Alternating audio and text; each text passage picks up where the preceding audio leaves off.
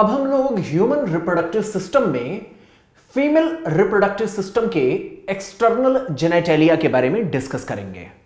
Actually female के external genitalia के जो पार्ट्स हैं उसको समझना इसलिए ज़रूरी है एज ए डॉक्टर, क्योंकि आप देखेंगे कि बहुत सारे सोशल जो इश्यूज हैं वो इन्हीं कुछ हमारे द्वारा डिस्कस किए गए पॉइंट्स पर बेस्ड होंगे।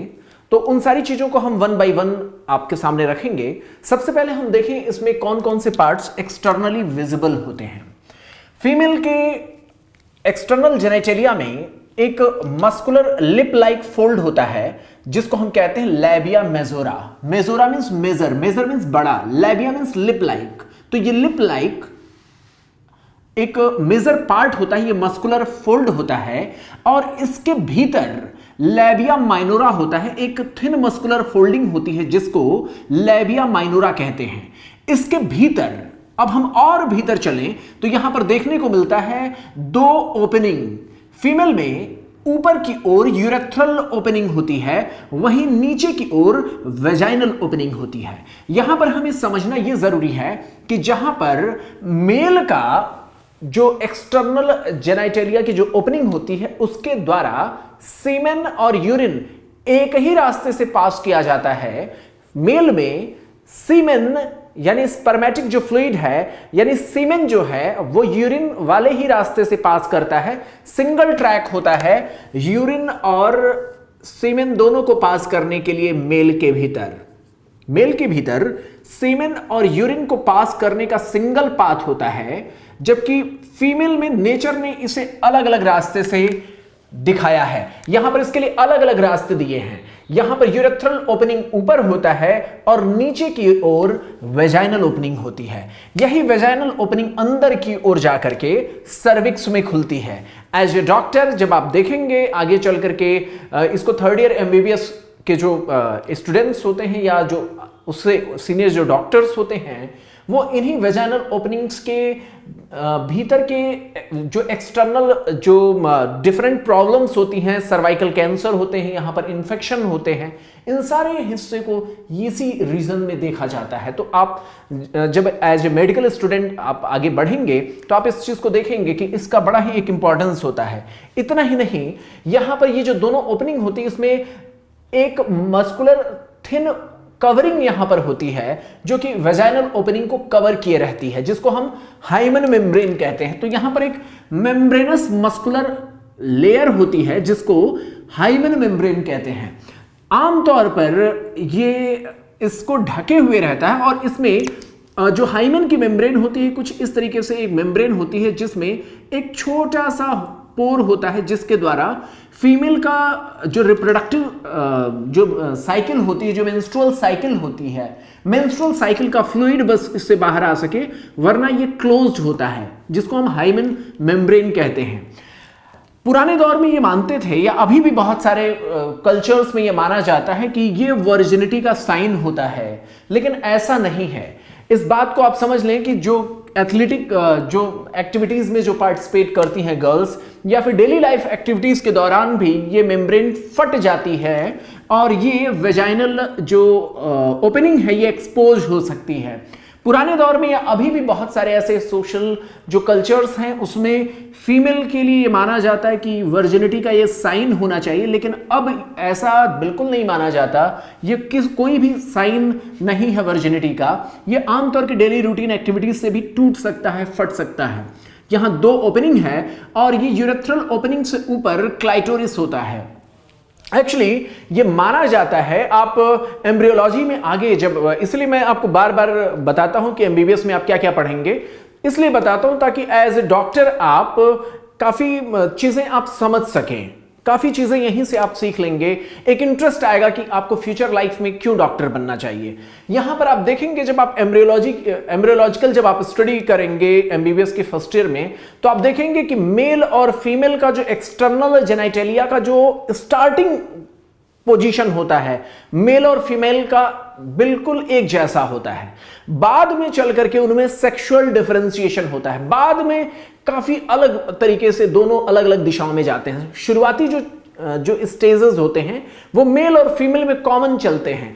यहां पर मैं आपको बता दूं, ये जितनी भी चीजें हैं इसका एक आप मेल एनालॉगस भी होता है। यहां पर मेजोरा को कहा जाता है, ये मेल के स्क्रोटम से इसका के इक्विवेलेंट है। मतलब ये कि यह वही पार्ट है जो मेल में स्क्रोटम बनाता है और जबकि यहां पर ये लैबिया मेजोरा बनाता है। इसी तरीके से कहा जाता है कि जो पार्ट आगे डेवलप होकर के पेनिस बनाता है वही फीमेल में क्लाइटोरिस बना देता है। मैं इसलिए ये बात बता रहा हूं ताकि आप समझ सके कि मेल और फीमेल की सिमिलर ओरिजिन रही है। यहां पर आप क्लाइटोरिस जो है ये ह्यूमन पेनिस के ह्यूमन मेल का जो पेनिस होता है उसके इक्विवेलेंट क्लाइटोरिस होता है। सेक्सुअल इंटरकोर्स के दौरान आप जानते हैं कि पेनिस इरेक्ट होता है, वैसे ही सेक्सुअल इंटरकोर्स के दौरान, एक्साइटमेंट के दौरान ये क्लाइटोरिस भी इरेक्ट होता है। ये आपने देखा कि ये क्लाइटोरिस का जो पार्ट है इसी से ऊपर मांस प्यूबिस का एक एरिया होता है जो कि फैटी टिश्यू और उसमें फैटी डिपोजिशन होते हैं, उसके ऊपर हेयर्स पाए जाते हैं। तो यहां पर ये फीमेल के अपने हेयर्स यहां पर आप ये इसके स्ट्रक्चर में यहां पाए जाते हैं। तो ये इसका एक्सटर्नल जेनिटलिया का पार्ट है। मैं आपको बताऊं कि ये रीजन इतना मायने रखता है कि एक तो मैंने आपको बताया सोशल इश्यू यहां से जुड़ा हुआ है, दूसरी चीज ये है कि आप देखेंगे फीमेल की बहुत सारी इसी के भीतर वेजाइना के भीतर होता है सर्विक्स में मैंने लास्ट टर्न पे आपको बताया था कि सर्विक्स में कैंसर की बहुत सारी गुंजाइश होती है, तो वो भी चीजें यहीं से जुड़ी हुई हैं। इसके अलावा जब कोई ऐसा केस आता है रेप का या फिर वर्जिनिटी के बारे में, तो आप देखेंगे आगे फॉरेंसिक मेडिसिन में आप एज ए डॉक्टर इसमें देखते हैं कि इसमें फिंगर कितने जा पा रहे हैं, तो उसकी मदद से रेप के से रिलेटेड बहुत सारे कंडीशंस की टेस्टिंग होती है, तो वो इसी वेजाइनल ओपनिंग से रिलेटेड है। मैं उसके डिटेल में नहीं जाना चाहता, बस आपका इंटरेस्ट क्रिएट करना चाहता हूं कि आप डॉक्टर बनेंगे तो कितनी सारी चीजें आपको पढ़ने को मिलेंगी। खैर, अभी सिर्फ आपको इतना ही पढ़ना है, यही पढ़ेंगे तो ही आप डॉक्टर बन पाएंगे। यहां पर आप देखें कि इसमें कौन कौन से पार्ट्स हैं उसके बारे में देख लें। तो यहां पर ये इसके जो मेजर पार्ट्स हैं वो है मॉन्स प्यूबिस। मॉन्स प्यूबिस एक फैटी टिश्यू है जो कि स्किन के द्वारा कवर्ड होता है और प्यूबिक हेयर के द्वारा। तो यहां पर ये है मांस प्यूबिस का हिस्सा। दूसरा है labia majora major lip like structure. Labia means होता लिप, मेजोरा मीन्स लार्जर। तो ये लैबिया मेजोरा होता है, ये मांस प्यूबिस से एक्सटेंड करता है और ये सराउंड करता है वेजाइनल ओपनिंग को। तो आप देख रहे हैं ना, ये लैबिया मेजोरा क्या है, एक मस्कुलर लिप लाइक स्ट्रक्चर होता है, एक फोल्डिंग होती है जो कि मांस प्यूबिस से शुरू होकर के पीछे तक आती है और ये वेजाइनल ओपनिंग को सराउंड करती है। यहां पर पीछे की ओर एनल यहां पर एक ओपनिंग है, ये भी आप देख रहे हैं। तो ये पूरी एक स्ट्रक्चर है। यहां पर लैबिया माइनोरा की बात करें तो ये स्किन की फोल्ड होती है, जो कि लैबिया माइनोरा लैबिया मेजोरा के नीचे पाई जाती है। स्किन की फोल्ड होती है, थिन फोल्डिंग होती है। यहां पर हाइमेन की जो बात कर रहे थे तो मैंने आपको बताया था ना कि ये पार्शियली कवर करता है वेजाइनल ओपनिंग को, और यहां पर एक छोटा सा पोर होता है जिसके द्वारा नॉर्मली जब ये प्रेजेंट होता है तो ये छोटा सा पोर होता है जिससे मेंस्ट्रुअल ब्लड बाहर निकल सके, बस इतनी सी ओपनिंग होती है, बाकी ये कवर्ड होता है।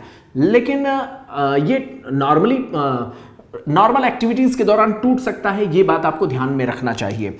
अब यहां क्लाइटोरिस की एक बात हमने किया था जो कि ऊपर है क्लाइटोरिस। मैंने अब आपको बताया था कि ये ह्यूमन पेनिस के इक्विवेलेंट होता है, क्योंकि ओरिजिन में जो पार्ट पेनिस बनाया वही पार्ट यहां पर क्लाइटोरिस बनाता है। काफी इंटरेस्टिंग है ये जो रिप्रोडक्टिव साइंस जो है, काफी इंटरेस्टिंग है। ये क्लाइटोरिस क्या होता है, ये lies at the junction of the labia minora. आप देखेंगे कि जहां लैबिया माइनोरा जाकर के ऊपर जाकर के मिलते हैं वहीं पर क्लाइटोरिस की प्रेजेंस होती है। तो ये हो गया फीमेल का एक्सटर्नल जेनिटलिया का एक डायग्रामेटिक रिप्रेजेंटेशन। अब हम आगे बात करें मैमरी ग्लैंड के बारे में। तो हमने आपको बताया था कि ये सीधे तौर पर ये एक्सटर्नल जेनिटलिया से मीन्स फीमेल के रिप्रोडक्टिव सिस्टम से आपको सीधे ये जुड़ा हुआ नहीं नजर आता। आपको पता है कि फीमेल का जो पूरा रिप्रोडक्टिव सिस्टम है वो पेल्विक ऑर्गन है, ये पूरी तरीके से पेल्विक ऑर्गन सिस्टम है। फीमेल का एक्सटर्नल जेनिटलिया या फीमेल का जो रिप्रोडक्टिव सिस्टम जिसको हम कहते हैं वो पेल्विक ऑर्गन सिस्टम है। लेकिन ऐसा नहीं है, इसके साथ साथ एक मीन्स जो और भी चीज है जो इसके साथ जुड़ी हुई है वो है मेमोरी ग्लैंड। मेमोरी ग्लैंड इसलिए जुड़ी हुई है क्योंकि आप जानते हैं कि ये बच्चे को फीड करने के लिए और वेरियस एक्टिविटीज के लिए फीमेल रिप्रोडक्टिव सिस्टम के साथ जुड़ा हुआ पार्ट है मेमोरी ग्लैंड। इसमें हम देखते हैं कि ये फीमेल में दो pendulous organ, soft tissue organ होता है जो कि चेस्ट वॉल की मसल्स के साथ अटैच्ड होता है।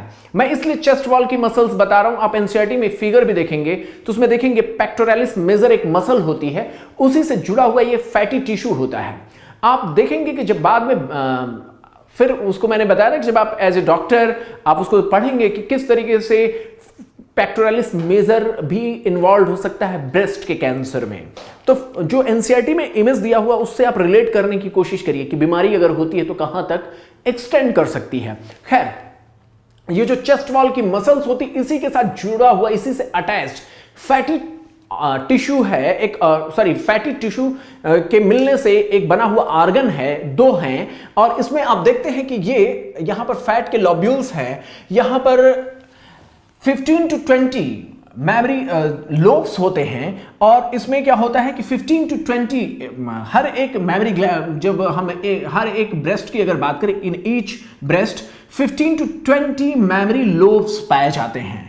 ये मेमोरी लोब्स एक्चुअली कई सारे बहुत न्यूमरस अल्वेलाई से बने हुए स्ट्रक्चर होते हैं। हर एक लोब में बहुत सारे अल्वेलाई होते हैं। यहीं पर मिल्क का फॉर्मेशन होता है, इसी हिस्से में मिल्क का फॉर्मेशन होता है। यह मिल्क का फॉर्मेशन आगे डक्ट्स के द्वारा खुलता है। कैसे खुलेगा? यह खुलता है अल्वेलाई की जो ओपनिंग होती आगे मेमोरी ट्यूब्यूल्स के द्वारा खुलती है। यहां पर आप देखेंगे तो ये मेमोरी ट्यूब्यूल्स हैं। कई मेमोरी ट्यूब्यूल्स जो हर एक जो लोब्स के मेमोरी ट्यूब्यूल्स हैं वो आगे चल करके मेमोरी डक्ट में खुलते हैं। तो यहां पर मेमोरी डक्ट आता है, पहले ट्यूब्यूल आया फिर क्या हुआ, डक्ट आया। और इस तरीके से कई सारे डक्ट्स मिल करके यहां पर मेमोरी एम्पुला बनाते हैं, मेमोरी एम्पुला। और उसके बाद ये मेमोरी एम्पुला आगे चल करके, ये थोड़ा वाइडर रीजन होता है, आगे चल करके लेटिसिफेरस डक्ट के रूप में खुलता है। तो मैंने आपको क्या क्या बताया, हर एक लोब में 15 to 20 मेमोरी एल्वेलाइज होती हैं। ये मेमोरी एल्वेलाई मिल्क को सिक्रीट करती हैं और ये आगे की ओर खुलती हैं मेमोरी ट्यूब्यूल के द्वारा। और हर एक लोब के जितने भी मेमोरी ट्यूब्यूल्स होते हैं वो आगे खुलते हैं। यहां पर देखें, यहां तक एक लोब है, आप ये समझ लें यहां तक एक लोब है। तो यहां तक जो एक लोब है, यहां के जो मेमोरी ट्यूब्यूल्स हैं वो खुलते हैं मेमोरी डक्ट में। आप देखें, ये मेमोरी डक्ट है, ये एक मेमोरी डक्ट है, ये एक मेमोरी डक्ट है। और इस तरीके से कई मेमोरी डक्ट, एक मेमोरी डक्ट ये, एक मेमोरी डक्ट ये जो नीचे का है, ये दोनों मिल करके बनाते हैं एम्पुला। ये एम्पुला एक वाइडर स्ट्रक्चर होता है और ये एम्पुला आगे लेटिसिफेरस डक्ट के द्वारा खुला होता है। ये लेटिसिफेरस डक्ट आगे निप्पल्स में खुलते हैं। तो ये एक डायग्रामेटिक रिप्रेजेंटेशन है मेमोरी ग्लैंड का। आप देखते हैं कि जो निप्पल होता है उसके रीजन को कहा जाता है, वो एक ब्लैक हाइपर पिगमेंटेड रीजन होता है जिसे हम एरियोला कहते हैं, उसी से एक्सटेंडेड पार्ट होता है निप्पल। तो ये निप्पल है। और वही चीज हम यहां पर एक बार फिर से यहां एक बार देख सकते हैं। फीमेल का रिप्रोडक्टिव ऑर्गन ये भी माना जाता है मेमोरी ग्लैंड को, क्योंकि ये सपोर्ट करता है रिप्रोडक्टिव प्रोसेस को। ये पेयर्ड और ग्लैंडुलर ऑर्गन है। हर एक यहां पर देखा गया है कि ईच ब्रेस्ट में 15 to 20 मेमोरी लोब्स पाए जाते हैं जो कि एल्वेलाई के बने होते हैं। इसके भीतर एल्वेलाई होता है जो कि मिल्क को सिक्रीट करता है। ये एल्वेलाई बाहर की ओर खुलते हैं मेमोरी ट्यूब्यूल के द्वारा। और हर एक लोब के सारे मेमोरी ट्यूब्यूल्स एक साथ खुलते हैं मेमोरी डक्ट में। तो हर एक लोब के मेमोरी ट्यूब्यूल्स खुलते हैं मेमोरी डक्ट में और आगे कई मेमोरी डक्ट मिलकर के वाइडर एक चौड़ा सा मेमोरी एम्पुला बनाते हैं। और ये मेमोरी एम्पुला आगे लेटिसिफेरस डक्ट में खुलता है और ये लेटिसिफेरस डक्ट से बाहर मिल्क का सिक्रीशन होता है। यहां पर कौन सा हार्मोन काम करेगा, कैसे काम करेगा, इसको अब हम अगले लेक्चर में डिस्कस करेंगे। लेकिन ये हमने फीमेल का जो रिप्रोडक्टिव जो ऑर्गन है उसके बारे में हम लोगों ने डिस्कस कर लिया। नेक्स्ट लेक्चर में हम लोग डिस्कस करेंगे गैमेटोजेनेसिस की, क्या होता है, कैसे होता है, किस तरीके से होता है स्पर्म का फॉर्मेशन, क्या होता है, कैसे होता है फीमेल का एग का फॉर्मेशन, ओवम का फॉर्मेशन, उसको अब हम लोग नेक्स्ट लेक्चर में डिस्कस करेंगे।